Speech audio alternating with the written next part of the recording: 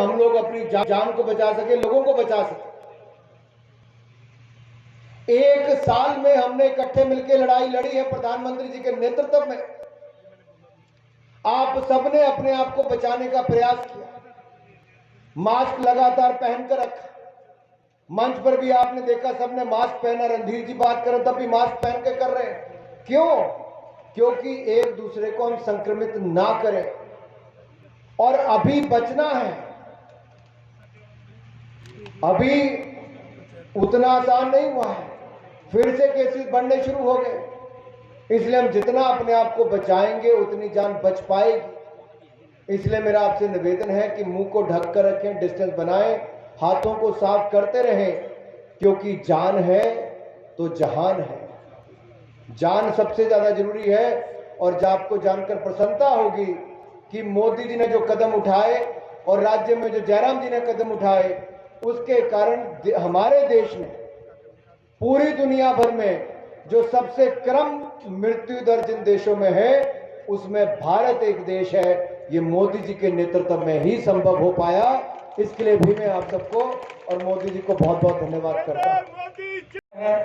इनका भी तालियां बजा करके जरा, तालियां बजाने में कंजूसी ना रखें, ये कोई छोटी बात नहीं है।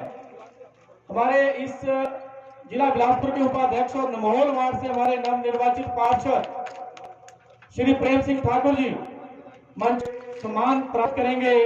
पार्षद जिला बिलासपुर में सम्मानित हुए हैं श्री अपने जो ब्लॉक समिति श्री नैना देवी जी, यहाँ से जो हमारे जिला पीडीसी के सदस्य निर्वाचित हुए हैं, उनमें मैं सबसे पहले करें बीडीसी की चेयरपर्सन किरण कुमारी जी, तालियां बजा करके इनका स्वागत। उसके साथ साथ आगे एक म्यूरल बना है ताकि हिमाचल का एक दृश्य वहां पर देखने को मिले आने पर।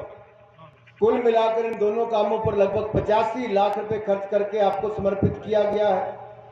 स्वर्णिम 50 वर्ष हिमाचल के जो हम कर रहे हैं, उसको लेकर पूरे साल भर में कार्यक्रम चलेंगे, उसको लेकर इसकी शुरुआत भी की गई। लेकिन मैं आपसे एक बात कहना चाहता हूं, पिछले साल 24 मार्च को लॉकडाउन लगा। जिस घर से शुरुआत की थी अपने कैंपेन की 5 साल पहले कि हम कर्जा माफ करेंगे, उसी किसान का आज तक कर्जा माफ नहीं हो पाया।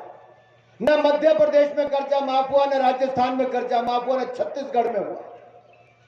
केवल कांग्रेस ने किसान से वोट लिया, लेकिन वोट को चोट देने का काम किया। लेकिन नरेंद्र मोदी जी ने किसान को 6,000 रुपया किसान सम्मान निधि में दिया और अगले 2 सालों में किसानों की आय को दुगना करने का काम भी नरेंद्र मोदी की सरकार ही करने वाली है मेरे भाई और बहन। इसलिए मेरा आपसे निवेदन है कि चाहे सिंचाई योजना हो, कैश क्रॉप्स हो, आय के साधन बढ़ाने की बात हो, उस दिशा में हम लगे हुए। मैं तो धन्यवादी हूं आदरणीय जयराम जी का, जैसा भाई रणधीर जी ने विधानसभा क्षेत्र को सींचा है, दिन रात के पास नहीं था उसको बना कर दिया। अगले 2 सालों के अंदर देश के हर गरीब को पक्का घर भी बनाकर देगी तो नरेंद्र मोदी जी की सरकार बनाकर देगी। और यही नहीं, हर गांव को बिजली, हर घर को बिजली। जिस घर में बिजली का मीटर नहीं था, कनेक्शन नहीं था, उसको तार भी मुफ्त में डाली, बिजली का मीटर भी मुफ्त में लगवाकर देश के हर गरीब को बिजली का कनेक्शन भी दिया तो नरेंद्र मोदी जी की सरकार ने दिया है। और आपको याद होगा 4-4 एलईडी के बल्ब भी आपको दिए ताकि बिजली के बिल कम आए। अब दिक्कत में पानी की समस्या पर आ रहा, हमने इन 5 वर्षों के लिए 3,60,000 करोड़ रुपए का बजट केवल जल शक्ति मिशन के लिए रखा है, जल जीवन मिशन के लिए रखा है, ताकि हर घर को नल से स्वच्छ जल दिया जा सके। और मुझे प्रसन्नता इस बात की है, इस साल के बजट में हमने रिकॉर्ड 50,110 करोड़ रुपए का बजट केवल पानी की सुविधाओं के लिए रखा है।